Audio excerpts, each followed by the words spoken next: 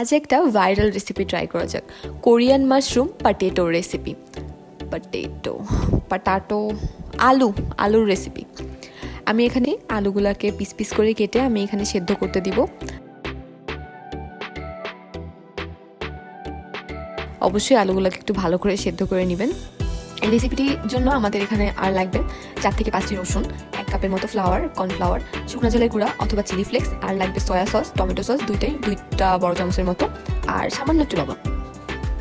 আলুগুলা সেদ্ধ হয়ে গেলে আমি এখানে আলুগুলাকে ভালো করে ম্যাশ করে নিব।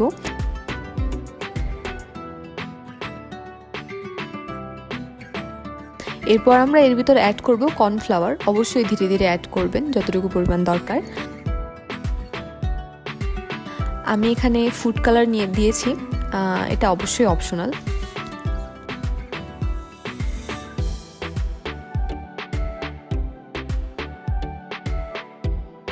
এই রেসিপিটির সবথেকে ফান পার্ট হলো এই ছোট ছোট মাশরুমগুলোকে বানানো। এটা অনেক ইজি। আলুর ডো থেকে ছোট ছোট বলের মতো বানিয়ে একটি বোতলের মুখ দিয়ে ছোট মাশরুমের মতো শেপ দিয়ে নিব।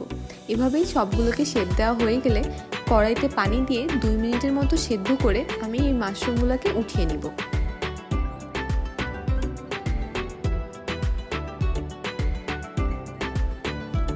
এরপর কড়াইতে অল্প একটু তেল দিয়ে আমি রসুন কুচি দিয়ে দিব, আর দিব 1 চামচের মতো ঝালের গুঁড়া, আর এরপর দিচ্ছি সয়া সস আর টমেটো সস।